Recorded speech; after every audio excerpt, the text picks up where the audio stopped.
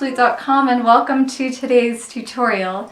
So thank you everyone who commented on the video that I posted a couple of weeks ago. I really appreciate you guys' feedback. And one of those comments was actually requesting a video that I make how to go from high to low notes quickly and easily.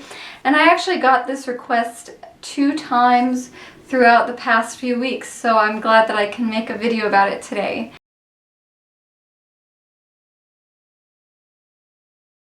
So a couple of prerequisites for this video before we get into it is that I think it's important when we're skipping from high to low, in general, not all the time, but in general, I like to kind of float the high notes and bring out the low notes. And it is a tendency, I think, in the beginning for people to want to just overblow the high notes and fizzle out on the low notes. So we're going to be working on floating the high notes and playing strong low notes when we're skipping around. So that's what we're going to be addressing specifically in this video. So prerequisites are to be able to play soft high notes and strong low notes, and it just so happens that I made 2 other videos on these topics, which I'm gonna link here and in the description below. One is how to make high notes sound easy. The other one is how to get stronger low notes. So you can check those videos out if you haven't already. I highly recommend doing that before getting into this video. That being said, I'm going to share briefly what to do to play soft high notes, loud low notes, and then after that we're going to get into different ways to practice going from high to low and making it easy over time. So very briefly, what you want to do to play soft floating high notes is bring the center of your lips forward. So just maybe even put your finger on your lips and push it forward. And that's kind of the motion you want to use when you play floating high notes, we'll call them. So lips forward. You also, if you're floating the high note, you want to have like a nice small round opening in the lips, a small aperture. You want to aim the air across the flutes, and you want to play with slower, cooler air, and that's the overall in general what you want to do for those high notes. For the forte, strong low notes, I would suggest without looking down, you kind of just want to frown and angle the air down this way. And you want to use hot air. You want to use warm, fast air for strong low notes. So those are very brief descriptions of what you want to do, and I'm going to do a close-up and show you in the camera with the Numo Pro what it looks like, and then on the flute.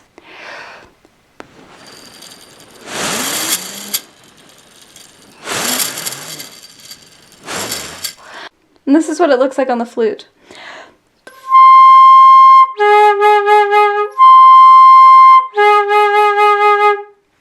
Alright, so that's the very brief summary of what your lips need to do on a floating high note and a strong low note.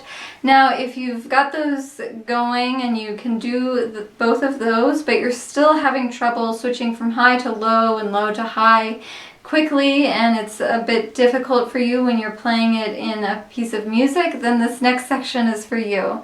So I'm going to share with you 9 tips that I came up with that have helped me achieve a better flexibility between high and low to high. So here they are.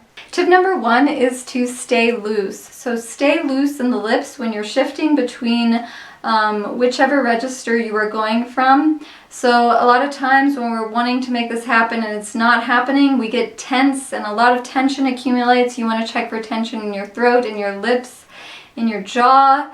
You want to just make sure that you stay loose and maybe just walk around perhaps while you're playing the flute. Maybe do some simple, really effortless, go for effortless sounding octave on a B. So again, I'm just pushing my finger forward That's exactly what it feels like when I'm playing the flute. So loose motions, that's my first tip. So tip number 2 is one of the strangest tips I'm going to be recommending, but it's probably one of my favorites. It's to flare your nostrils when you play. So just flare your nostrils, because so when I flare my nostrils, I feel like my sinuses open up when I flare them. And I also feel like my throat relaxes. It's almost that feeling as if you're about to yawn, right? So it really is a great way for me to open up my throat when I play and all that stuff. So especially when we're going from a high to a low note, it's very common that the low note could sound really stuffy, and that could be because our throat's tensing up and it's very tense and we don't even know it. So try flaring your nostrils and see if it helps. I know that I actually really love this, and it's helped me out a whole lot in my practice. Tip number 3, when you're practicing that skippy piece or a skippy passage, I would definitely recommend putting a rest between the notes so you can really break it down and see where you need to be on the high note and see where you need to be on the low notes. So it's just breaking it down and making that shift. It's giving you more time for that embouchure shift, and it's really kind of fine-tuning and getting you used to what it feels like and how much you need to move.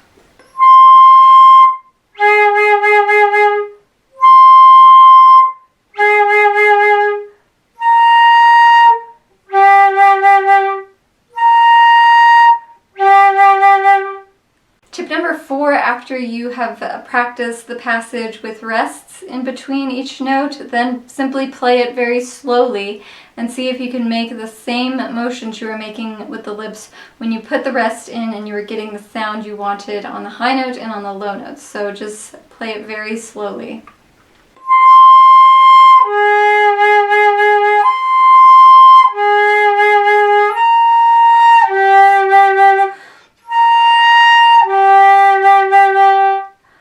Tip number 5 is to prepare before you leap. So a good thing to do when you're playing it slowly is to kind of almost prepare for the low note while you're playing the high note. Transition while you're on the high note. It's a very subtle thing that happens, but it's definitely necessary to get the low note out right away, to just prepare in advance for that low note.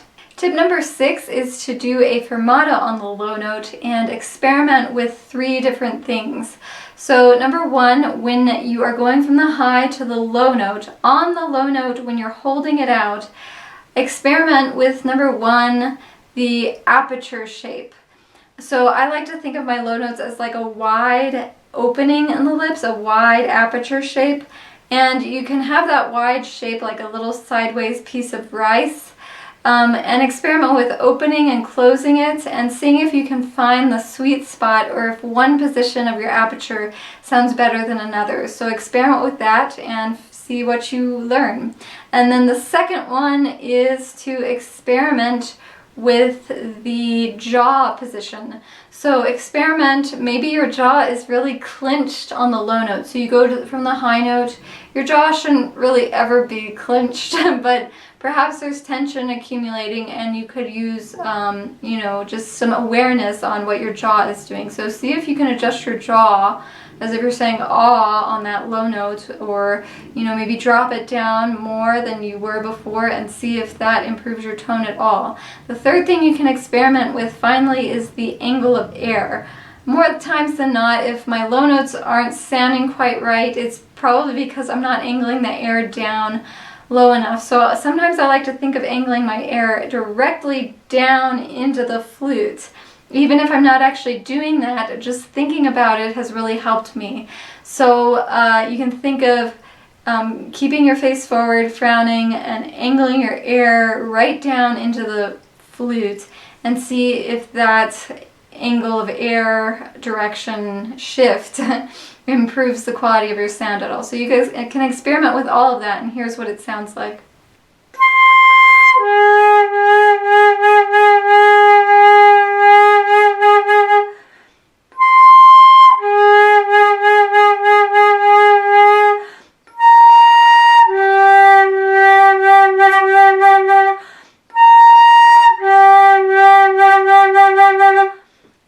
really enjoy the bottom note, and just, you can do it with or without vibrato, whatever you feel like will serve you the best at that point in time in your practice. So yeah, that's a really good one that I like to use. Tip number 7 is to change the rhythm. So you can do long, short, and short, long. So this really helps you fine-tune the note that you're holding the long duration. So if you're holding the high notes out, you can really find your placement while you're holding it. It breaks it down a little bit more than if you're playing it as written. So you're able to hold either the high note or the low note, and see what you discover when you do that. So this is long, short, long.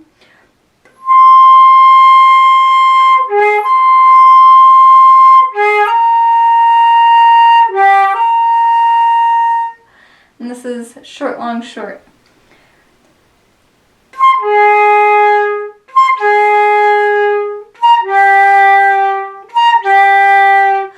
And even as I was just playing then, I noticed just the last thing I played when I was holding the long note that I actually wasn't aiming my air down quite enough at the beginning. So that's really helpful for me to do in my practice. Tip number 8 is to favor the low note. So this is much like tip number 5, prepare before you leap. If you're not ready for that low note just before you play it, it's not going to come out. So if it's really fast, if you're playing something really fast, like the thing I was playing at the beginning of the video, then favor the low note and see if that helps you prepare for the low note sooner, because more times than not, if you're spending too much time on that high note when it's really fast, the low notes are probably not going to come out. Favor the low note.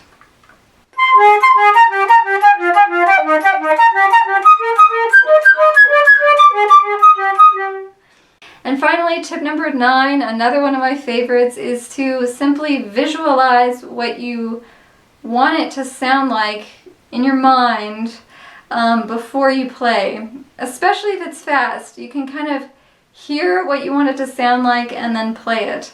I know that helps me a lot as well, like when I'm really trying to do something really challenging. That's something that has helped me in anything. If I'm playing like a technical passage, yeah. And also in that same related topic, you can imagine that you're holding each note really long, that each note is really long. If it's a fast passage, imagine or have the sensation that it's in slow motion. That's all stuff that helps me. And also, it's very challenging, but make sure your air is continuous. I always need to remind myself to do that.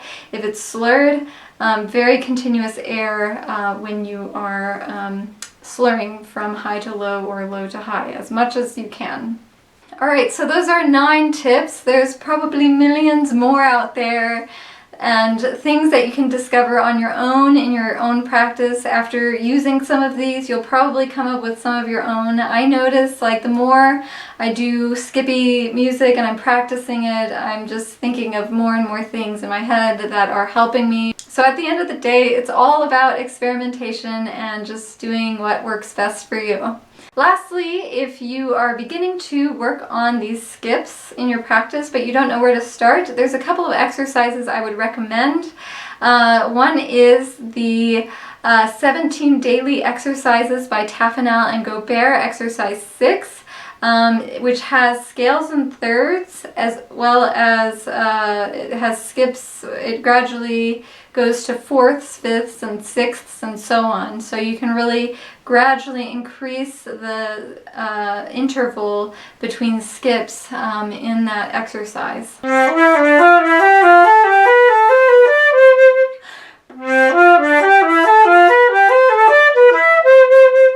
And another exercise is in the Marcel Moïse De la Sonorité tone book, and I think it's the attack and slur of notes section. I think it's on page 15 where it starts, so that's a good one too, just gradually increasing the intervals.